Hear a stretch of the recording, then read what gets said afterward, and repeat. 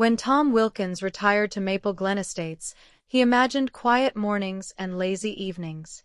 The community, nestled between whispering pines and manicured lawns, seemed the perfect refuge after losing his wife, Carol, to cancer the previous year. He kept mostly to himself, working in the garage, fixing old tools, and occasionally taking his prized ATV out into the nearby trails. It was his late wife's suggestion to buy it. She thought it would get him out of the house. Now, it was a piece of her he couldn't let go of. Maple Glen was run by a notoriously strict homeowners association, and its president, Margaret Hensley, was known as the Queen of Rules. Most residents referred to her simply, and carefully, as Karen. She had a penchant for unsolicited visits, measuring grass lengths, issuing citations for minor infractions, and reminding people who was really in charge. But what many feared even more than Margaret was her daughter, Chelsea. Chelsea Hensley was a 19-year-old storm with blonde hair, expensive clothes, and an attitude that made everyone clench their jaws. She lived with her mother after a failed attempt at community college and was often seen speeding through the neighborhood in her white convertible, music blaring, middle finger flying. Rumor had it that she once keyed a neighbor's car for complaining about her dog's constant barking. Tom had encountered her once when she cut across his lawn, nearly running over his hydrangeas. When he stepped outside to say something, she didn't even slow down, just smirked and flipped him off. If you like this story, kindly subscribe it. Stay in your lane, old man, she shouted. He did. Until the day she stole his ATV. It was a Tuesday, the kind of day that slipped by unnoticed, sky overcast, wind steady. Tom had just finished tuning up the ATV and left it in the driveway for a quick lunch. He was barely back at the table when he heard the engine roar.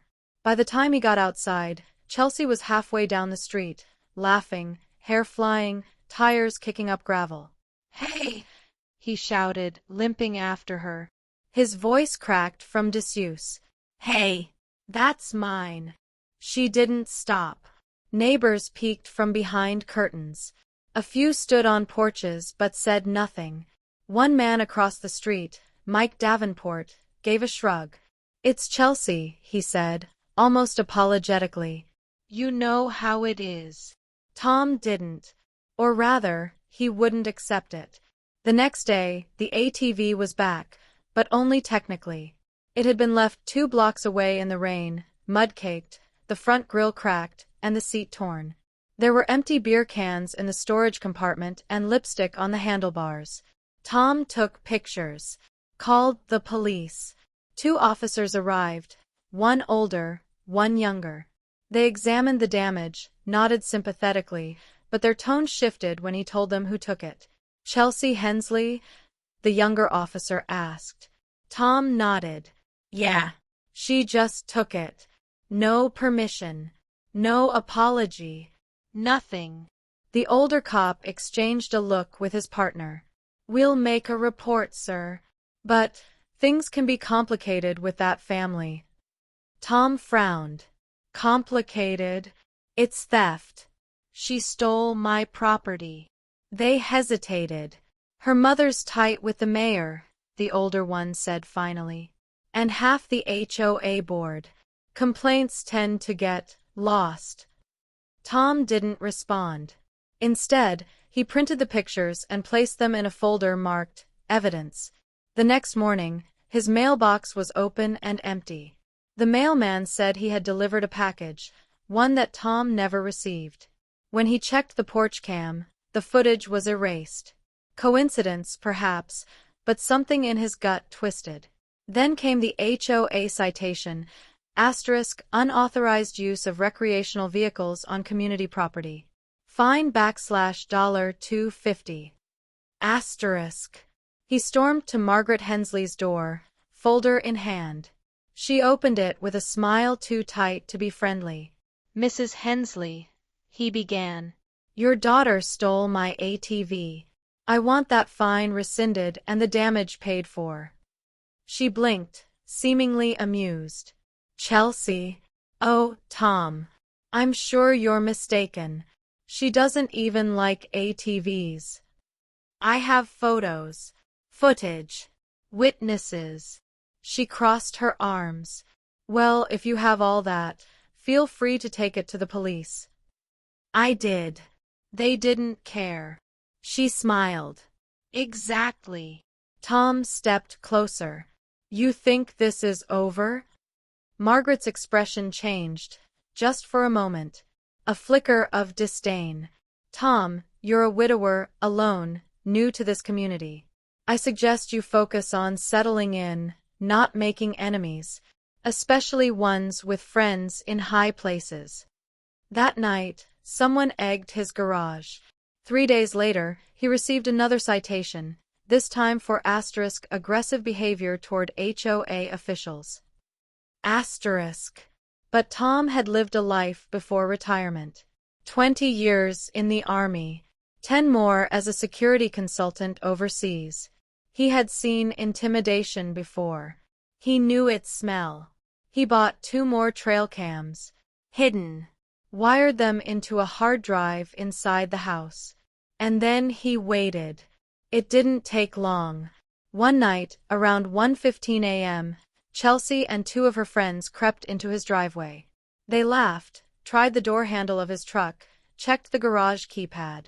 One of them peed on his rose bush. Chelsea stared right into one of the hidden cameras and flipped it off. Untouchable. Tom had them all.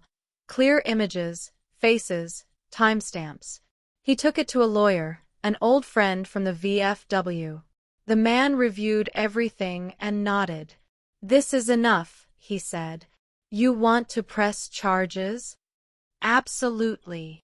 It hit the local news a week later. Retired veteran accuses HOA president's daughter of theft and trespassing. The article was restrained, but it caught fire online. Neighbors who had once shrugged began coming forward. Stories of Chelsea crashing golf carts, stealing Amazon packages, harassing kids, even once breaking into a neighbor's pool. 2 weeks later, Chelsea was arrested.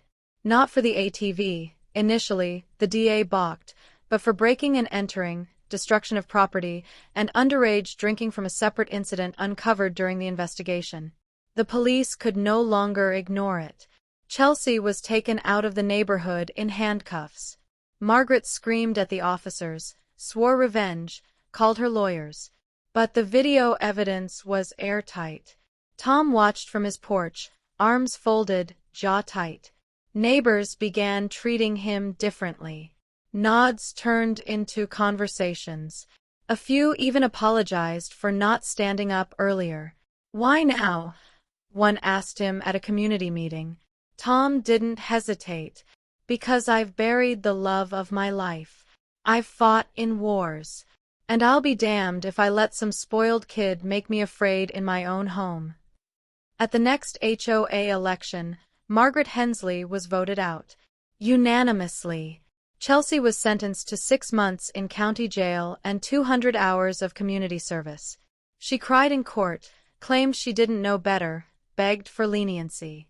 The judge wasn't swayed. Tom fixed the ATV himself, polishing every inch until it gleamed. He rode it proudly through the neighborhood, slow and steady.